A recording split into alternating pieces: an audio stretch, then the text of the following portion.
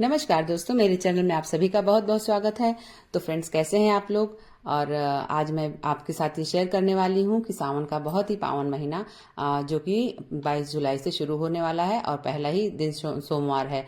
तो इस दिन हम शंकर भगवान की पूरे महीने किस तरह से पूजा पाठ करेंगे, यही मैं आपके साथ शेयर करने वाली हूँ। तो दोस्तों, आइए जान लेते हैं सामग्री क्या क्या लगेगी। और ये देखिए, हमें जो है कच्चा दूध ले लेना है। जो है उबला हुआ नहीं होना चाहिए, गर्म नहीं होना चाहिए। कच्चा दूध और गंगा जल। और गंगा जल नहीं है अगर आपके पास तो शुद्ध जल भी ले सकते हैं आप। और यहाँ पर जो है थोड़े से शक्कर ले लिए हैं हमने। और दूसरे वाले इसमें जो है ये है भस्म। यहाँ पर आपको भस्म भी ले लेना है। और इसके साथ मौसम के हिसाब से जो आपके पास फल ऋतु फल हो वो ले लीजिएगा। और नहीं तो दूसरा कोई हो तो फल भी आप ले सकते हैं। और प्रसाद में भोग लगाने के लिए सफ़ेद कोई भी चीज़ आप ले सकते हैं। यहाँ पर मैंने बताशे लिए हैं। और इत्र इत्र की सेवा बहुत ज़रूरी होती है, बहुत शुभ माना जाता है। और यहाँ इसमें मैंने अष्टगंध चंदन ले लिया है। और यहाँ पर सिक्के को चढ़ाने के लिए, जो कि हमें सिक्के ले लेने रहते हैं दक्षिणा स्वरूप। और अगर सफ़ेद पुष्प मिल जाए तो बहुत अच्छी बात है, आप सफ़ेद पुष्प ले सकते हैं।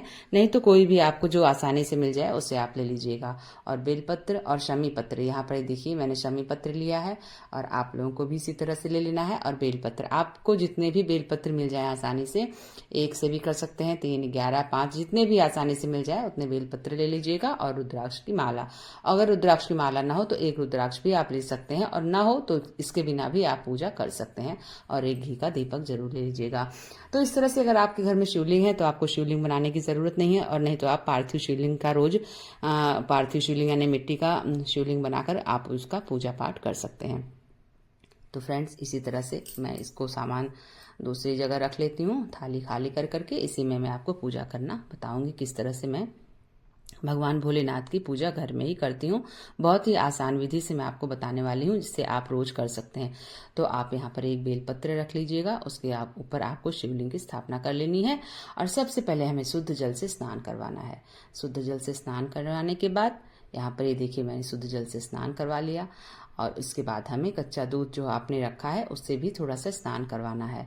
और आपके पास दही है, दही से भी करवा सकते हैं। शहद है, शहद से भी करवा सकते हैं। लेकिन इस समय यहाँ पर बहुत ही आसान से हम रोज रोज इतना नहीं कर सकते, इसलिए हमें कच्चा दूध ही मिल जाए उतना ही काफ़ी है। उससे ही पूजा पाठ हमारी बहुत अच्छी हो जाएगी। उसके बाद कच्चा दूध चढ़ाने के बाद आप जो है शुद्धोदक स्नान करवाना है, यानी कि जल चढ़ा करके उसके अच्छे से स्नान करवाइए। खूब अच्छे से शिवलिंग को आप खूब बढ़िया से साफ करिए। और इस तरह से अंगूठे का प्रयोग नहीं करना है, हाथ की उंगलियों से। अक्सर अंगूठे का प्रयोग हो ही जाता है, परंतु ध्यान रखें कि अंगूठे का इस्तेमाल ना करें। आप जो है उंगलियों से अच्छे से स्नान करवा करके और बस प्यार से मसाज करके और आप इस तरह से अपनी पूजा को कर सकते हैं। और उसको साफ सुथरे कपड़े में पोंछ करके और बस आप किसी दूसरी थाली या प्लेट में उसे रख लीजिए। और नहीं तो आप उसी थाली में वापस से कर सकते हैं। बस ध्यान रखिएगा कि आपको अच्छे से थाली को साफ कर लेनी है स्नान करवाने के बाद। और अगर आपको दूसरा प्लेट लेना है तो आप उसको भी ले सकती हैं। यहाँ पर मैंने दूसरा प्लेट ले लिया है, जिसमें नीचे मैंने बेलपत्र रखा है। उसके बाद ऊपर से शिवलिंग की स्थापना मैंने फिर से कर ली है। और जिस थाली में हमने जिसको मतलब गंगा जल और ये दूध से स्नान अभिषेक करवाया है, इस पानी को कहीं भी यहाँ नहीं फेंकना है। इसे किसी भी गमले में, सिर्फ तुलसी का गमला छोड़ करके आप किसी भी गमले में मिट्टी की क्यारी में डाल सकते हैं। बस तुलसी के गमले में नहीं डाला जाता है।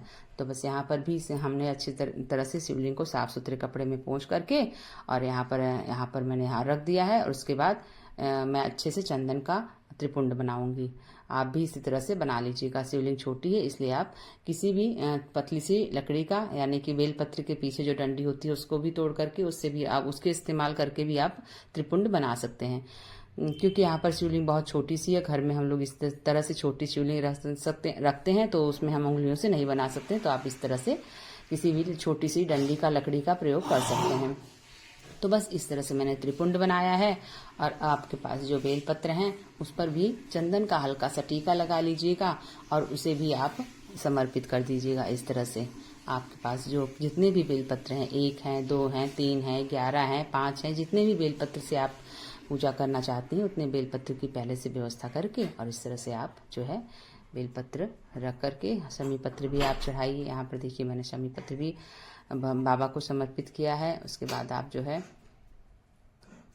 फूल चढ़ाइए। आपके पास जो भी फूल हो उसको आप समर्पित करिए। और उसके बाद भोग प्रसाद के रूप में फल, आपके पास जो भी ऋतु फल हो आप उसे चढ़ा सकते हैं। और उसके बाद यहाँ पर मैंने बताशे का भोग लगाया है। सफ़ेद चीज़ की वस्तुओं का भोग लगता है भगवान शंकर जी को, तो आप सफ़ेद चीज़ में कोई भी चीज़ ले सकते हैं और इसका भोग आप लगा सकते हैं। जितनी अच्छी तरह से आप चाहें इस फूलों से सजा सकते हैं बाबा जी को। तो जिस तरह से देखिए मैंने सजाया है, और आप लोग भी इस तरह से अच्छी तरह से सजा करके पूजा पाठ कर सकते हैं। ये तो अपनी श्रद्धा और भक्ति के ऊपर निर्भर करता है, आप कितने अच्छे से कर सकते हैं। तो दोस्तों देखिए मैंने बहुत ही साधारण तरीके से आपको बताया है। और यहाँ पर देखिए मैंने यहाँ थोड़े से अक्षत के दाने डाले हुए हैं, और यहाँ पर थोड़ा से मैंने भस्म का टीका लगाया हुआ है बाबा जी को, जो कि बहुत ही अति प्रिय होता है बाबा जी को। और यहाँ पर आप चाहें तो जनेऊ भी अर्पित कर सकते हैं, लेकिन और यहाँ पर देखिए मैंने इत्र भी लगाया है, इत्र का छिड़काव किया है। और उसके बाद जो है आप कला रूपी वस्त्र भी पहना सकते हैं और जनेऊ भी पहना सकते हैं। मतलब जितनी लंबी पूजा कर सकते हैं आप कर सकते हैं, लेकिन ये डेली के लिए इतना ही काफ़ी। इतनी सामग्री से भी पूजा करेंगे तो भी आपकी पूजा स्वीकार होगी। तो बस उसके बाद ये देखिए मैं यहाँ पर घी दक्षिणा, सबसे अंत में दक्षिणा चढ़ाऊंगी, और उसके बाद यहाँ पर घी का दीपक जला करके मैं आरती करूंगी। और उसके बाद आपको अगर इसमें कोई भी पाठ करना हो आप पाठ कर सकते हैं, और मंत्रों का जाप कर सकते हैं। इस तरह से आपको अपनी पूजा करनी है।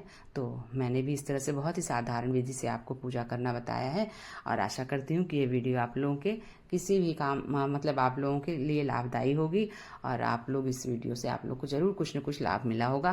तो इस तरह से मैंने भी आरती की, धूप बत्ती दिखाया, दीपक दिखाया। और आपको एक चीज़ का ध्यान रखना है कि आपको एक दिया पहले से प्रज्वलित करके रख लेना है। मैं यहाँ पर भूल गई थी, तो आप लोग को नहीं भूलना है। आप एक दीपक पहले, पूजा करने के पहले एक दीपक जलाकर रख लीजिएगा, क्योंकि दीपक हमें जलाना बहुत ज़रूरी होता है, जो कि हमारी पूजा के, संपूर्ण पूजा के साक्षी होते हैं। तो इस तरह से आपको दीपक जला करके, और चाहे तो आप बाद में उसी दीपक से आरती भी कर सकते हैं, क्योंकि अखंड ज्योत होती है तो उसे हमें नहीं उठाना चाहिए। और अगर आप ऐसे ही नॉर्मल दीपक जला रहे हैं तो आप उसके आरती भी कर सकते हैं। तो यहाँ मैंने आरती कर ली है, धूप दीप सब दिखा दिया है।